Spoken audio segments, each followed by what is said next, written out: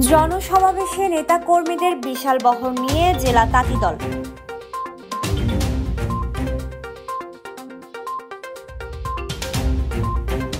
সারা দেশে দ্রব্যমূল্যের ঊর্ধ্বগতি রোধ, আইনশৃঙ্খলা পরিস্থিতির উন্নয়ন এবং দ্রুত সময়ের মধ্যে নির্বাচনের রোড ম্যাপ ঘোষণার দাবিতে রাঙামাটি জেলা বিএনপি আয়োজিত জনসমাবেশে নেতাকর্মীদের বিশাল বহর নিয়ে অংশ নিয়েছে জেলা তাঁতিদল।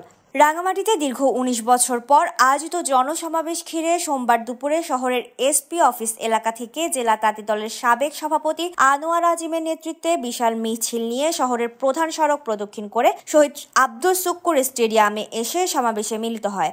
এই সময় জেলা, পৌর, সদর ও সকল উপজেলা তাঁতিদলের নেতৃবৃন্দ উপস্থিত ছিলেন। Desk report, CHT TV।